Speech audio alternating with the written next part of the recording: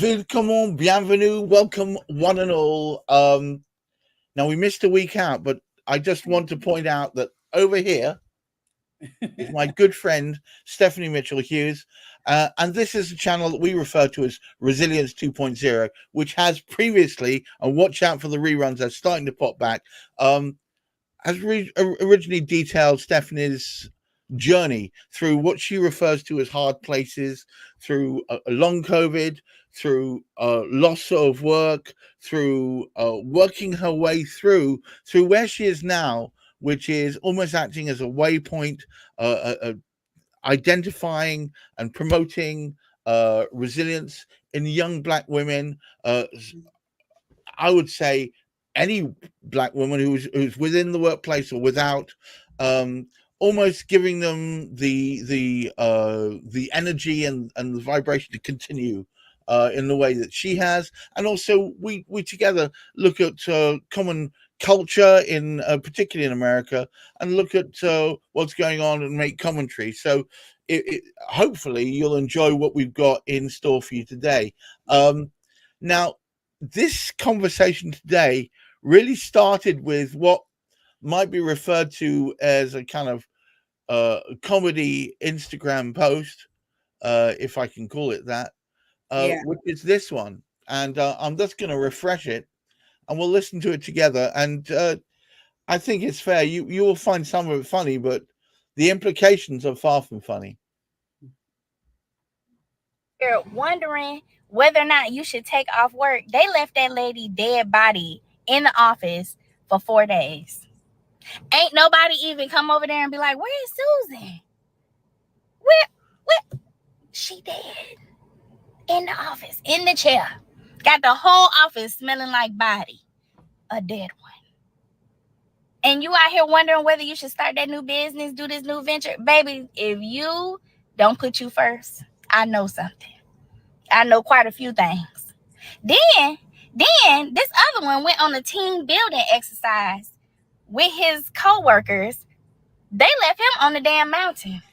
They didn't even report him missing for 5 hours. He was sitting on the mountain until the next day, when he got cell service to call the police himself.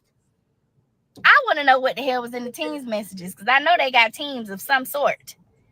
They got Slack, they got something. I want to know what they was texting in them 4 hours that they left that man on the mountain, and they was pulling up markers so he wouldn't find his way back. Put yourself first. Take them damn days off. Use your PTO. Start that business. Do whatever it is you need to do to build you up. Okay? Because you're going to be in a corpse, or as a corpse in the damn office, or on a damn mountain, stranded. What? Okay, so this is Unpack that one for me, Stephanie. I mean, beyond the comedy value of the craziness of it, I need to understand. Unpack that for me. so the way she tells the story, and this is Brandy, the millennial manager. And Brandy, I saw this on my Instagram feed last week, and I went and I looked at some of her work, and I believe, and she is in corporate America, does give a lot of different types of tips and things that on topics that would be of interest to employees. But this particular post really stuck out to me because she is talking about the unfortunate incidents that happened last week. One involved this woman. She is around our age, or was around our age, Gareth, and worked for a large bank. It's been well publicized across the news and in the news all week. So it's Wells Fargo, and she worked for Wells Fargo in Arizona, and it was discovered that she was found dead in her cubicle. She had clocked in and was found 4 days later dead in her cubicle. 4 days. 4 days Hang later. on, hang on. Was this an air conditioned office? I believe if it was in Tempe, Arizona, and with every the heat and everything here, yes, it was most definitely. But people started other employees started to smell what they later determined or found to be her decaying body. Oh God. Indelicate, but her decaying body, and the workers reported a smell. They thought that there was something in like a sewer system or something that was running through that was in the building, right, or perhaps coming up through vents or something like that. And that could be a reasonable conclusion, because after all, no one expects to find employees dead at their desk. It's not fortunately and hopefully not a regular occurrence. Right. And so she was, like I said, unfortunately, 4 days later, she had clocked in at 7 o'clock on one day. Right. And was found 4 days later dead in her cubicle. So, but hang on. I have so many questions. So first things first, are these glass cubicles? Or I don't think that they are. I think panels. It's just got panels around them. I believe that they do. I believe that that they do. They have the traditional cubicle jungles that you see in many workplaces across the country. I don't think you see that so much in the UK anymore. That's gone. But I believe that that's where the type of cubicle, because one of the things that Wells Fargo has said is that she was not in a well-traveled area, but regardless, it's like the video said, over a 4-day period, no one asked where she was. No one looked or said, well, this person checked, clocked in, but they've never clocked out. And people are asking, well, systems should have noticed that. Yeah, it's like, well, where was her manager? And then others have asked the question, well, yes, we're talking about what Wells Fargo knew or didn't know, and why, but, did she have family members? Did she have a family? And just the tragedy of essentially dying alone, further compounded by the fact that she was at work, further compounded by the fact that no one asked about her, said, where is she? Do we know anything? Do we know what the cause of death was or anything? I don't think that they know that yet. The last time I checked, I don't think that they know what her cause of death is or was. But for the body to break down like that, usually for the body to break down, it means it was probably on its way. So parts of her system were failing, because otherwise it takes a good while for the body. Yeah, I mean, they said the employees were complaining about a smell. And the other thing is that, well, what about the cleaning staff? At some point, someone has to have, regardless of whether her cubicle was located on the first row, near a very busy. Someone would have had to go by. Someone must have, as the cleaning staff must have. Somebody, but nobody knew that she had died. And so she has died. And one of the comments, further commentary, has been not just in response to the video that you showed, but on other places and in other spaces. The commentary has also been that they will probably clean her office, her cubicle out, and put somebody else there within the week. And unfortunately, that is all too true, which is why Brandy said, start your business. Go do whatever it is. Put yourself first, because your employer is not going to do that. And unfortunately, this is where we are in terms of a workplace culture. All right, let's turn our and then the other one, the other one incident. That craziness. I mean, again, here we have a situation where you have employees who are on a team building exercise of all things. Now, hang on. So there's that T word, right?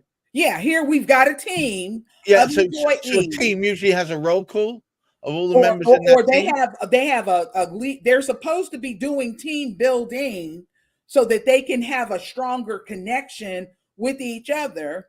And what do? They leave a team member behind.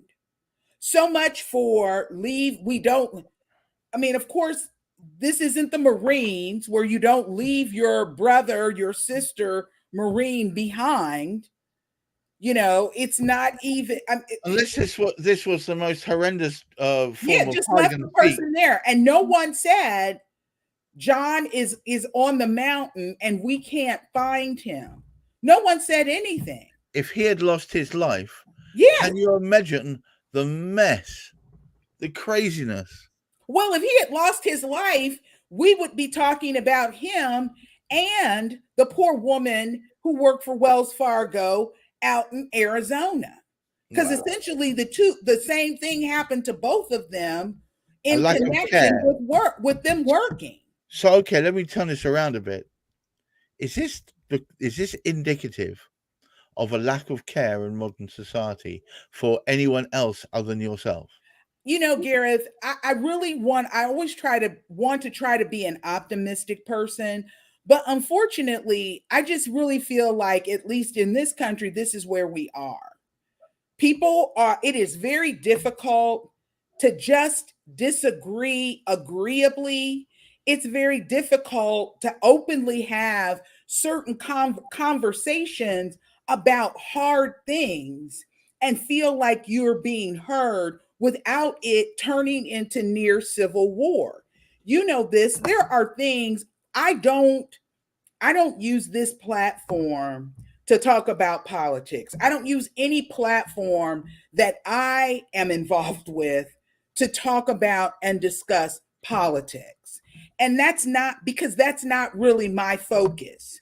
But we have talked about things out offline that border in that will indirectly connect with politics that I'm simply not going to discuss here because and I say this and I'm joking a little bit but not. I cannot have people troll me. I don't care about people. Well, I'm not going to say that because then we're going to have trolls. Don't wish that stuff on you. I'm not. Don't wish I'm that not. stuff on you. I'm not so much. I can't. I just don't want to invite all of the negativity that can come with simply having hard conversations because we just don't seem to be able to do that. But it's just, this is not right. This I is know not it's right. not right. I And saw there are everybody in the United States doesn't feel that way. All you have to do is read the comments responding to just even these two stories. I would venture to guess that many people in the United States do not feel that way and that people are outraged by what happened, especially with respect to the woman in Arizona. You know, especially with respect to that. But the thing is, and it goes back to the question that is what we're asking in this particular broadcast. Is this the outlier or is it a tipping point? Is the experience of these two individuals, these two human beings, is this an outlier or is this going to be a tipping point where we in working corporate spaces begin to step back and ask these questions? How is it that we are creating an atmosphere where people feel like they can do what they need to do to take care of themselves? I don't want to come in and sort of try to figure out without the basic facts of what happened, speculate on what happened with the woman in Arizona. But I know from my work in labor and employment law that oftentimes employees will come to work sick. They will come to work if they don't have adequate child care. They will do all kinds of things that impact their overall well-being because there are not reasonable leave policies in workplaces. Instead, people will accumulate points. Yeah, so here's the thing. There's so many people who are in positions that could make sensible changes to this. Right. I'm going to throw a quote at you. Exactly. Is that Goodman? Because, of course, no one expects an employer to just throw the doors open and just let everybody do whatever they want. No. But what employers have to do is they have to take a hard look at the type of workplace they are fostering, they are creating, because they set the tone. And if toxicity reigns, if people do not feel that they can take a day off, take time off without somehow suffering an adverse consequence, then what is, there's no and it's like there's no loyalty.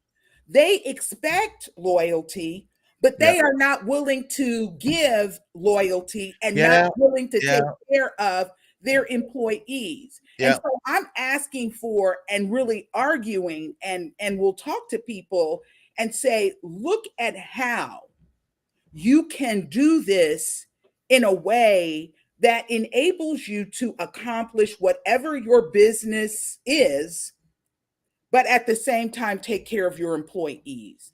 I bet that if you can do it, if you take the time to do that, if you look at how can we create these spaces, you will find that it is indeed possible.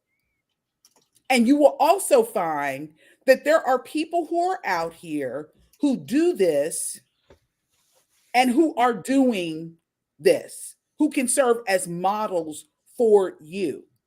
So that way you don't have to worry about people dying. No one should die on your production line or in their cubicle. Or you shouldn't have employees who feel that it's okay and appropriate to leave another employee behind. Not only that, but then not tell anybody that person is missing. I've just asked the system. It's interesting. Wages have stagnated in the States terribly, especially since 2000. That's 24 years of stagnation. The bottom 10% of workers' pay has only risen by 3%, while top earners have seen a whopping 15.7%. Oh, yeah. increase. I mean, it's really shameful because it's like, okay, I don't doubt that a person who is a CEO, I know, in fact, individuals who are CEOs, they carry a huge burden. They carry literally the weight and future of their organizations on their shoulders. And they are expected to perform. The other thing how is many millions is enough. But the other thing is it's the rise of the gig economy. Yes. Which means that by default workers assume zero rights. Right. And that has become default. Yeah. In a way, the benefit, and the last thing I'm going to talk about is paid leave and work-life balance. There's been a lack of federal mandates. The the US still, even after all this time, doesn't guarantee paid parental leave or sick leave or vacation time. Or maternity leave. That's right.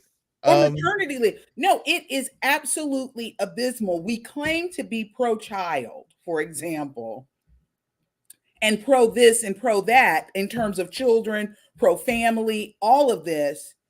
But I guess we're at the equivalent where we want women to essentially give birth one day and turn around the next day and go back to work. I know women who have, if they work in places where there is absolutely no maternity leave, paid or unpaid, nothing. And so because they are working people, they have taken a week off after having a baby and then turn around and come back that following week. And I can tell you, as a person who has had babies, when you have to leaving your child, it takes a lot to kind of get yourself back together. Right. After having had a baby, it's a major life transition, not only physically, emotionally, and every other way. And it's extremely stressful. I got one other thing to bring to your attention, which is the reduction and the watering down of anti-discrimination enforcement. So workplace protections do exist, but enforcement is inconsistent at best. And in cases of workplace discrimination, harassment still persists. Also, there's been legislative stagnation, and efforts to strengthen anti-discrimination laws, such as Paycheck Fairness Act, have stalled at the federal level. Basically, there's no will behind the prosecution of anti-harassment laws. No, which means it just carries on. I think that there's a will. You are a case in point. There is, but you know what though? There is a will amongst people who get up and go to work every day, who get up and go work to earn a living, to try to take care of their families, and that kind of thing. Right. And one of the things that I have said, and I believe this to be true, the reason that wages have stagnated, I think that is tied directly to the hacking up and hacking away at unions. Because unions, when you have unions in place, then it makes it much more difficult to pay people less than a living wage. Right. You have people that were earning, who are even our age, we're like would be the last rung of the people who would earn this kind of living. So they would earn $19, $20, $25 an hour. And I've actually got some stats on this. Yeah, they would earn money to take care of their families. So there's been a reduction in unionization. In fact, right. There's been an assault, not a reduction. The rate has declined by a percentage over from 2012 to 2022. And this represents a decrease in approximately 10.6% over the whole decade. And union members have decreased by about 14.4 million. Right. And we'll see, and see, this is the thing. The unions help to keep wages at a reasonable level. Once you hack them up, once you get rid of them, set them aside and push them out, then you can have what we have right now in the United States. You have people who are working 2 and 3 jobs, and they cannot come close to earning what they earned before. And what they need to keep a roof over their head and pay for the constantly uplifted food prices. We'll see, this is the other part of that we don't really want to talk about here. Right. You have businesses, corporations who pay people don't pay people a living wage. Well, as things go up and you don't earn a living wage, what do you have to do? You have to fall back on social welfare programs, i.e., SNAP benefits that help you pay for food, i.e., rental assistance, i.e., heating assistance, i.e., all of those things. Well, who subsidizes and pays for all of that? Working people do. We pay for those things. And I won't get into how difficult it is to even access those services. Right. But the taxpayers are supplementing and supporting a corporation and employers' ability to not pay their employees a living wage. They're laughing literally and metaphorically all the way to the bank. Right. And I know that this is not true of all CEOs and all corporations. No, but there are stories abound about people, CEOs who make a large amount of money, and then what people have done is done the calculation and said, well, this person makes, I'll just pick a number, $200 million a year, and this would fund, like 1,000 employees. Their salary would fund 1,000 employees. And that's why I say, well, how many millions is enough? Because, and I'm going to say something else that might irritate some people. And so, but if I step on your toes, just holler ouch. Oh, sure. But, it's like, well, how many millions of dollars is enough? Because the truth be told, most people, and I would venture to guess that this is worldwide, most people don't mind going to a job every day. They don't mind working. People work. My wife went back to work. We tried her not working, but she likes the camaraderie, right, and the second family and dealing with humans. I mean, she works within the NHS, so she likes interacting with humanity. But the thing is that people they want to work, they want to be paid, treated fairly, absolutely, paid fairly, absolutely, and they want to send their children, if they have them, to a decent school. They want to live in a decent neighborhood. Notice I didn't say a rich upscale neighborhood, but they want to live in a decent neighborhood, in a decent home, and sometimes, not all the time, sometimes take a vacation, pay their bills, and drive a car that, again, not a brand new car. We're not talking about people buying a Tesla. What you're saying is the minimum, want to drive a decent car. The minimum acceptable standard of living they just want to live your life. That is what people want. They want to have health insurance so they can go to get their children taken care of. They just want to do that.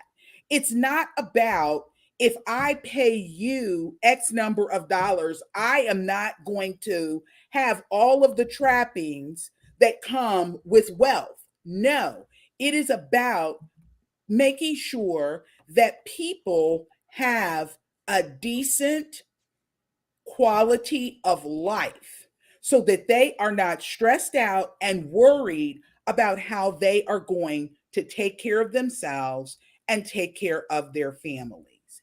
That is what they want.